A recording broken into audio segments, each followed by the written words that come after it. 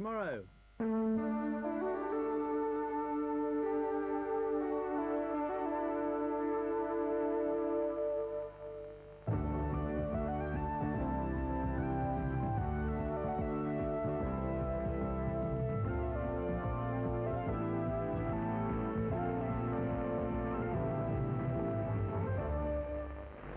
Good evening. Concern is growing over proposed changes at Guernsey's ambulance station. Staff have already expressed their worries over suggested reductions in manning levels and the loss of the first aid room. Those fears were echoed this afternoon in a statement issued by John Gilbert of the Transport Union. The main concern is reduction in manning levels. Proposals suggest a reduction of 2 men on overnight duty, leaving just 3 to man the station. The unions say this would mean only 1 ambulance instead of 2 could be dispatched at any one time. Men are concerned that delays caused by having to call staff in could at worst result in fatality. The statement also expresses fears over the closure of the first aid room. In future, anyone seeking first aid will have to go to the Princess Elizabeth Hospital. Jersey's Public Health Committee want to send a grant of £100,000 to the Wessex Medical Trust. Their report, which has been approved by the Finance Committee, will go before the States shortly. In addition, they want to give £50,000 to the Special Care Baby Unit at the Princess Anne Hospital in Southampton.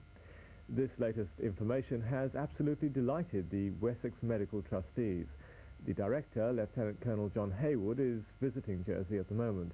Jane Byer asked him in what way Channel Islanders benefited from the trust.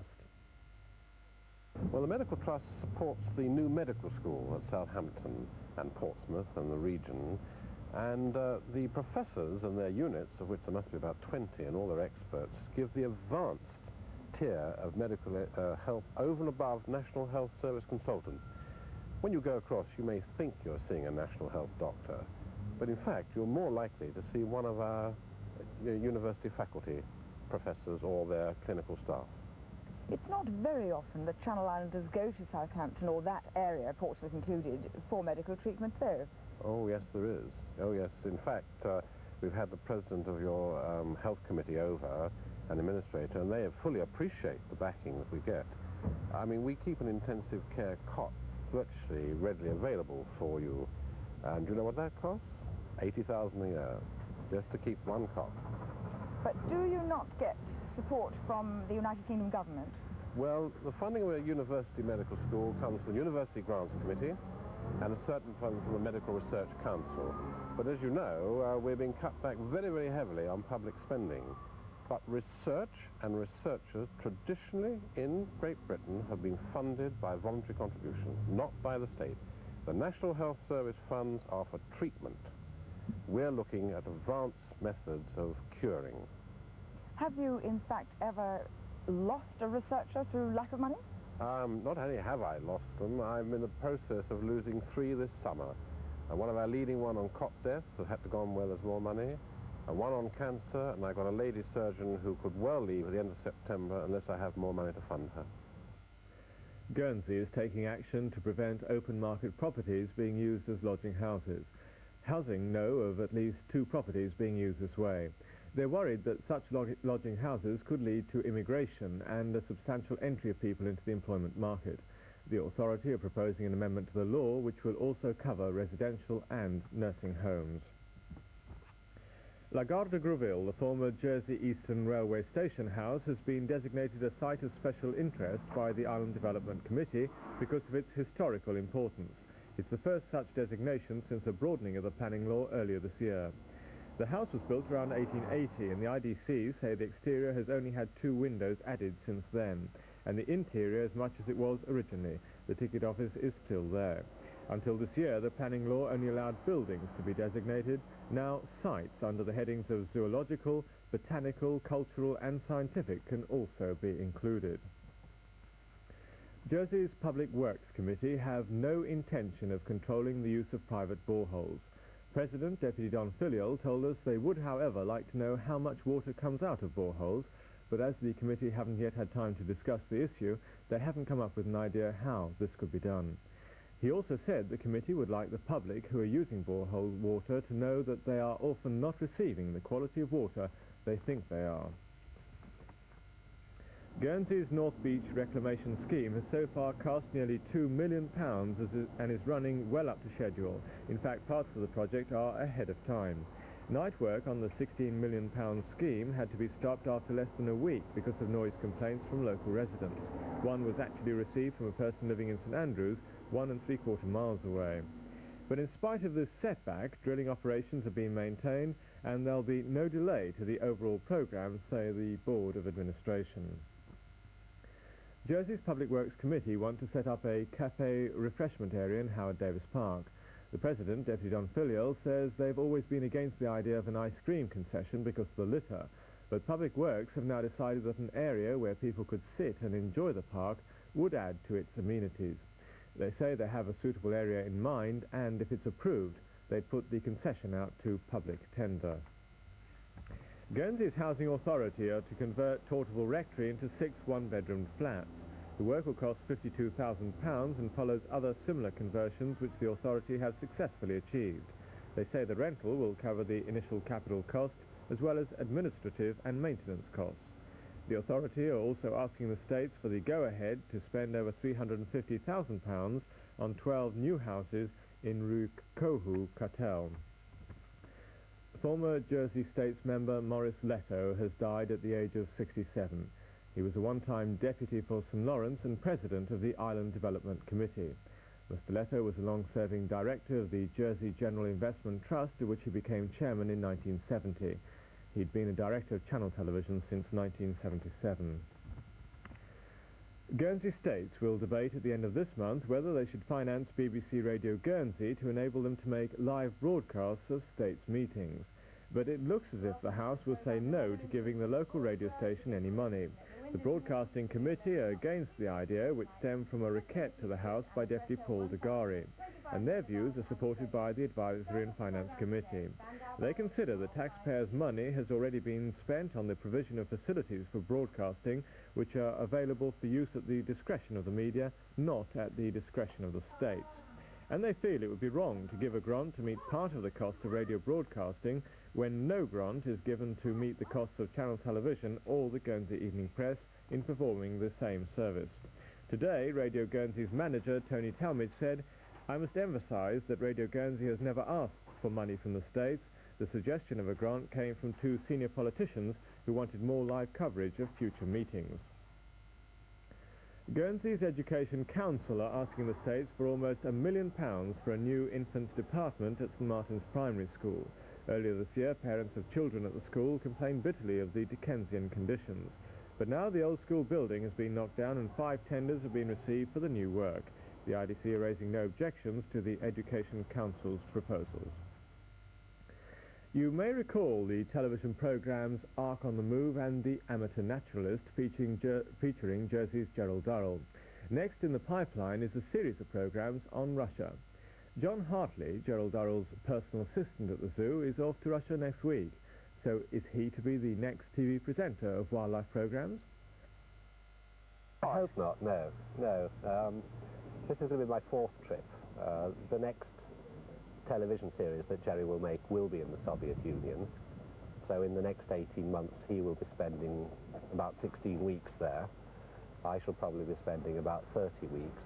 Basically what's happening is that myself and the director are doing a series of recce's to all the various locations so that we can write up, if you like, the sort of research packs so that Jerry can then look at those and decide that when we go to the Tian Shan Mountains or the Caucasus or whatever, the sort of statement that he wants to make, the things that he wants to see and talk about, he can look at all that material and decides that when we get there. And one of the worst things I find is some of the programmes we've made where we haven't been able to do that research. There's nothing more frightening than arriving somewhere exotic with a television crew. There's usually sort of a dozen of us in the team, and everybody stands around, scratches their heads and say, well, why have we come here and what shall we do? And so we're very pleased with this because I think it's really important. Firstly, there has been virtually nothing on television that I've seen about the wildlife of the Soviet Union. The only thing we've seen about the people in Russia tends to be sort of, if you like, the military parades in Red Square. Now, I'm not so naive that I think what we do is going to change the world, But I do think for Western audiences, after all, this series will be shown in Britain, Canada, Australia, probably the United States. There's usually a French version done for French Canada, which usually then gets into Europe. A massive audience. And I think it would be just good for us to see non-political things in a country that, after all, we feel has a major influence on us, the Soviet Union. You know, I've had a privilege. I've been there 3 times already. I've met some wonderful, delightful people. You know, you scratch them, they bleed just the same as I do. They have the same problems about their kids at school and whether they're going to have a decent meal that night, that exactly the same as you and I. And I think it will be a useful thing to do, to just show the wildlife, countryside, the people, how they work in it, what they're doing for conservation, of course. And it would just help us to appreciate a little bit more about that particular country. So, John, you're not just in the business of conserving the life on our planet, but you're also promoting international peace through understanding, right? Yes, however, the first remark is always the most important, but without the second, the first doesn't stand a possibility. I mean, a lot of people worry in terms of the survival of the planet about the nuclear bomb. I mean, I never give it a thought. It's totally out of my power. If it's going to happen, it'll happen. I just want to do my little bit to ensure that as long as it doesn't happen, those people around and the wildlife that we share the planet with have some sort of a decent life. So, just a week today, and you'll be sitting by the shores of Lake Baikal. Well, hopefully, yes. It's good, isn't it? Yes. It is the largest landlocked freshwater lake? That's correct, yes. And it even has a freshwater seal, the Baikal seal, which we hope to see in film, which there has been a little bit of film done, but not much. It's one of the things we're trying to do. We also hope to be able to go and see snow leopards in the wild state. European bison has been a very, very good conservation story, so we want to show that. And from what I've seen so far, I've been very impressed with what they're doing. I went to one reserve in June, where there were over 300 scientists working there. Now, honestly, you'd be hard put in the Western world, if you like, to go to take you to a reserve where I could show you 300 top-rate scientists working. I mean, that is impressive, and I think we ought to know that. We ought to know more about it and what they are doing. Because the more we can exchange information and ideas, the more I think we're likely to live happily together.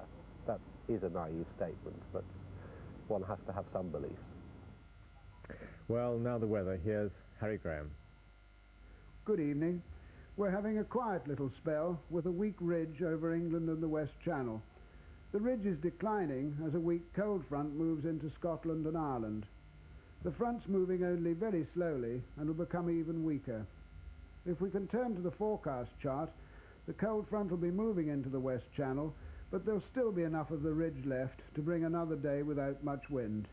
Perhaps not too welcome a forecast for the weekend yachting activities. Tonight in the islands, fair but quite hazy, and mist or low cloud patches will form locally by morning. Minimum 10 degrees. The wind light, mainly from the northwest, but variable or calm locally with slight or smooth seas.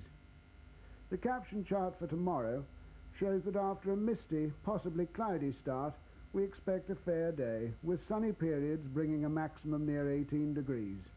The winds light and variable, becoming mainly westerly, possibly light to moderate, with smooth or slight seas.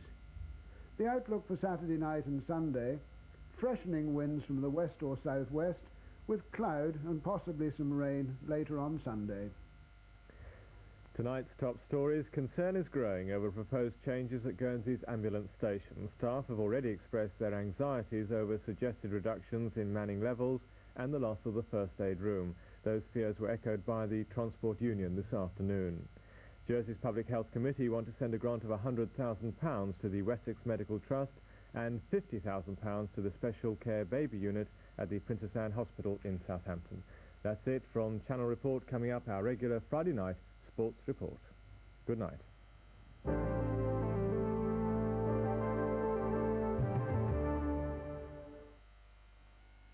It's an end-of-season bargain bonanza at the Co-op. Furniture, electricals, freezers and cookers. There's bargains in barbecues, savings on carpets, in fact, all departments. And there's still your usual Co-op terms. Don't miss the bonanza now at the Co-op. Geoffrey and Pauline Allen of Pollock Mandell's Gallery, Jersey, will be pleased to welcome you to their exhibition of fine paintings at the Hotel L'Horizon. on now until the 16th of September. A large selection of Victorian pine furniture has just arrived at David Hick Antiques in Lawrence. Further mahogany showrooms will be opening in a few weeks' time.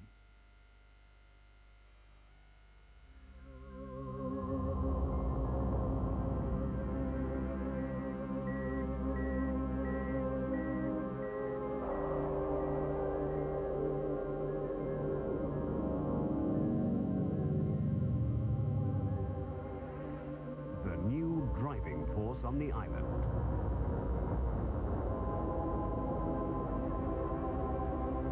Island Motor Company.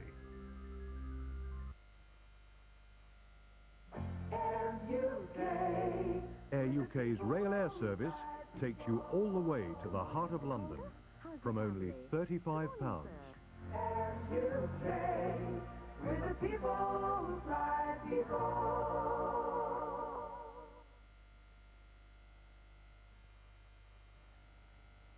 Jacob's cream crackers, the perfect partner for cheese, just 17 pence a packet. A snack or a meal. Heinz spaghetti, only 21 pence at the Co-op.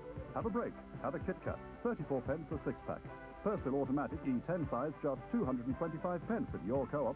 Chum dog food, large tins, Co-op price, now 25 pence. You and your Co-op, we're the people who care.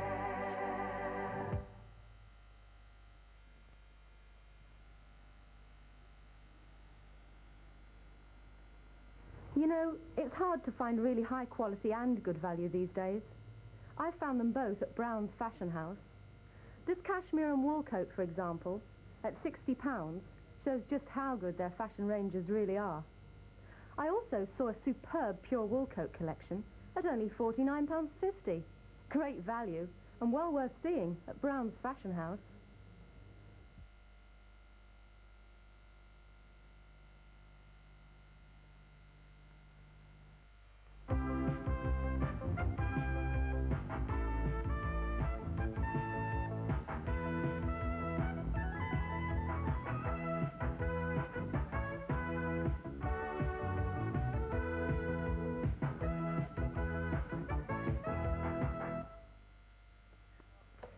Good evening. Tonight in Report Sport, we interview a man who holds a key position in the soccer world, but who works almost unnoticed.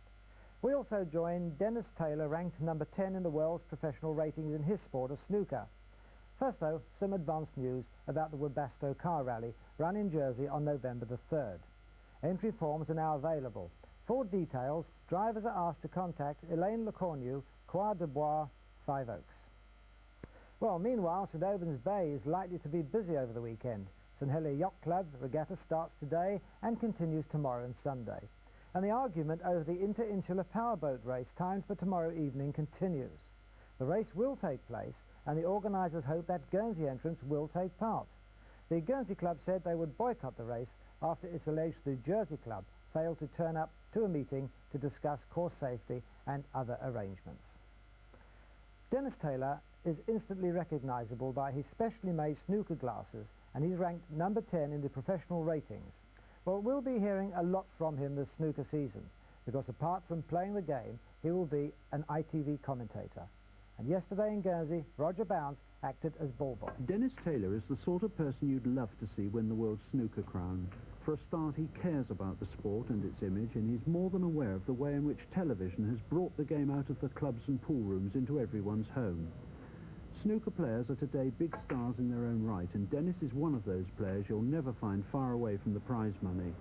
But this week he took something of a short holiday, 2 days in Guernsey with his old friend Dennis Maxwell, who's recently opened a new snooker centre in St George's Place.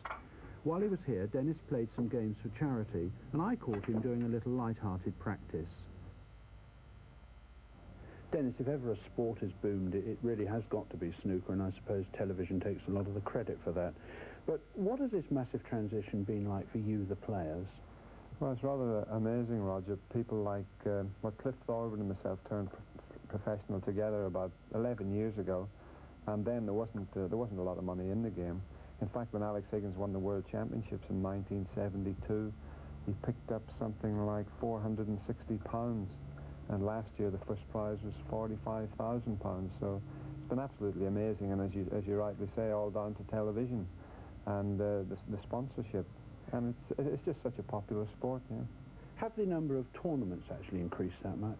Oh, well, in fact, a lot of players have given up playing exhibitions to just concentrate mainly on the tournaments. I mean, this year, starting at the back end of the month with the Jameson tournament, which ITV cover, that's the first major competition.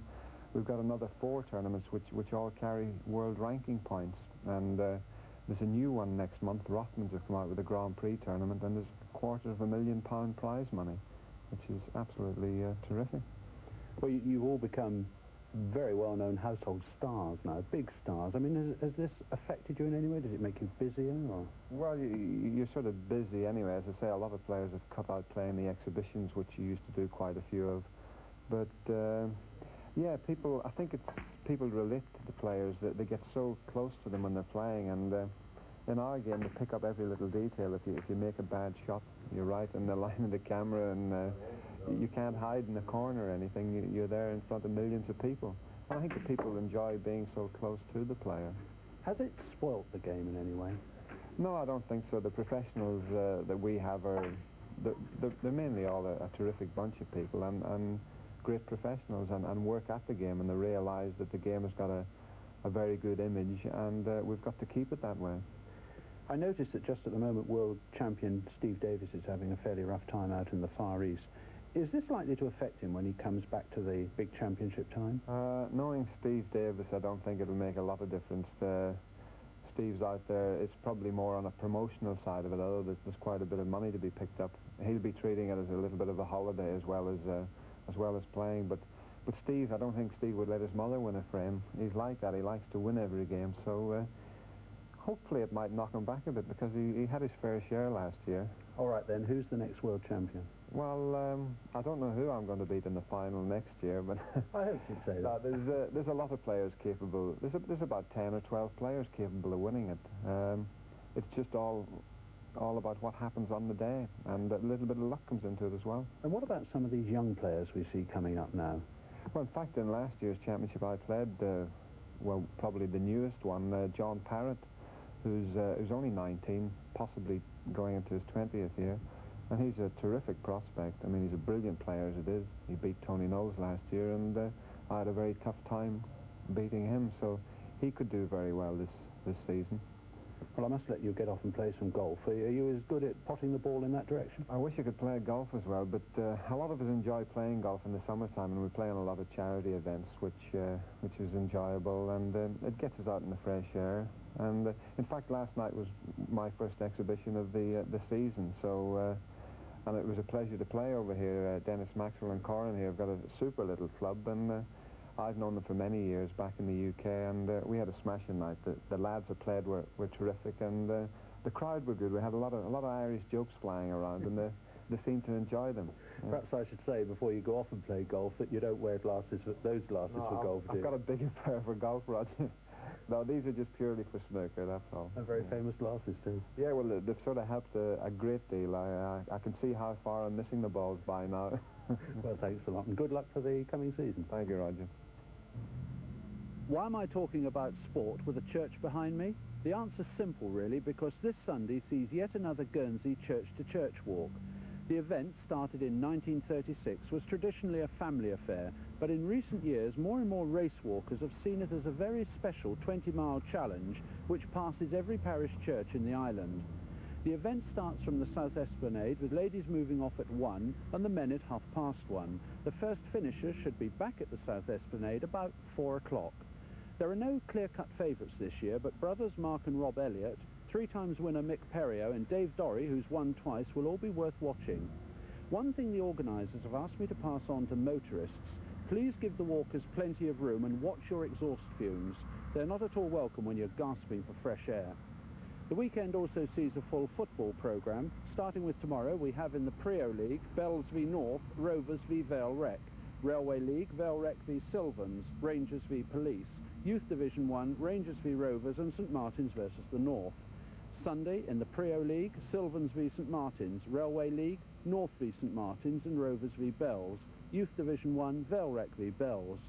Tomorrow there's a motor sprint race meeting at Basel starting at 12:30, and on Sunday at the track starting at 2 there's a kart race meeting. In the morning at 10:30 the second leg of the archery interinsular will be shot at Foots Lane, and on the tennis court St Martin's entertained the Caesareans. And now on to the problems that one unsung ex-Magpies footballer faces each year as he prepares Springfield pitch for a tough football season. He's a man who takes great interest in every blade of grass. Springfield Stadium has been the headquarters of the Jersey Football Association for 38 years. The pitch has to withstand enormous pressure during the playing season, and in general there is only a 10-week break when matches are not on the field. Depending on weather conditions, the pitch is either flooded, causing important fixtures to be postponed, or by the end of the season, when the Upton Park or Muratti is played, a dust bowl. During last season's Muratti, the centre of the ground was almost bare of grass, and there are several reasons for that. Many players are now using studs up to 1 inch long on their boots, similar to those used on a rugby pitch. It doesn't take much imagination to understand the damage the surface sustains deep into the ground. The edges of the pitch stand the strain better. This is due to the major part of the play taking place in the centre. But one league goalkeeper has even been noted kicking a line into the ground, damaging the surface after hours of renovation by the groundsman. But even in the close season, due to commercial pressures, the ground is under stress. Marquees are erected and the crowd stream into the arena for the annual flower shows. Important to the farming community are the cattle shows, with the best of the Jersey herds coming under the eye of the judges. From cows to horses, and in the summer months the stadium becomes a focal point for the equestrian sportsmen and women. It's a constant round of events and means that the ground rarely is allowed to rest before next soccer season opens and the merry-go-round of matches begin. Yet when the first teams run onto the pitch, the grass is green and the surface in good playing order, and it's due mainly to one man, the groundsman, who spends hours tending the grass and guarding his charge from misuse. Alan O'Prey has watched over Springfield for the past 3 years, and he's modest about his achievement in giving the soccer players the best possible conditions. Alan, what's the major problem with the pitch? Well, one of the major problems is drainage, but we all know the theories on that, you know. As I say, the only thing is Mother Nature, you know. It's not too helpful. You know, the rain's your enemy in the winter and your long-lost friend in the summer, you know, and we sow the grass. But the pitch looks remarkably green at present. That's because we've got our water supply sprinklers, you know, from a borehole. And other than that, it wouldn't be very green at all with the summer we've had. Well, as we wander up the pitch, I'll tell you what, you can tell us how many matches do you reckon gets played on this particular ground a year? Well, the record is 139 in one season, which must make it the most played on pitch in Europe. What about treatment of the pitch? What sort of grass do you use? Is it a special grass? Well, the treatment, it's not a special grass, but it's a mixture. It's a mixture of grass seeds, and it's called Ampfield. But we don't know the results until like during the course of the season, whether it's a good mixture or a bad mixture. We experiment every year, you see. I noticed that in the matches that we've recorded that the centre of the pitch is the most badly worn section. Yes, that's always the problem, the centre of the pitch, because I think down there we've got Springs, Field of Springs, Springfield. But this year we've put 65 tonne of soil on the centre to give it a global effect in the hope that the water will run off to the drainage areas. But it's the modern game, isn't it, as well, that wears out the centre? Oh yes, your tacticians, Mr. Beckett and co. Everybody seems to play down the middle. You don't seem to use wingers now. Are you hopeful that the pitch will stand up to the rigours this winter? Oh yes, yes. I'm pretty optimistic actually. How many hours a day do you work on the grass? Well, it varies. It's not the type of job that you stick to any particular hours. You need to be out there when you need to be there. There's no specific hours, you know. Obviously, over a period of time, you've gained quite a feeling for this ground, haven't you? Well, you grow an affection for it, especially when you've played football on it sometimes. And, you know, this is the centre attraction. You know, people want to play football here. And a reminder that there is a full soccer programme over the weekend. But on Sunday afternoon, the Venteniers and Constables play the Viscounts Department at St John's Pitch, and proceeds go to the Wildlife Preservation Trust. On the golfing scene, the Royal Jersey staged the third day of the autumn meeting for the South Lancs Regiment Cup, and on Sunday there will be a medal foursomes for the Don Hotel Trophy, whilst across at Lemoy tomorrow there is a big entry for the Liverpool Cup medal. And there's good news for the Guernsey pistol section of the Islands Rifle Club. They are to receive £1,500 from the States to help them buy 2 portable sets of turning targets. The funds come from a sports fund operated by the Recreation Committee. And the heavyweights will be out this weekend when the tug-of-war teams contest the various weights. It's a 2-day event, tomorrow at Trinity and Sunday at St John. Teams from the UK will be using their muscle. Well, that's it from us. We're back on Monday.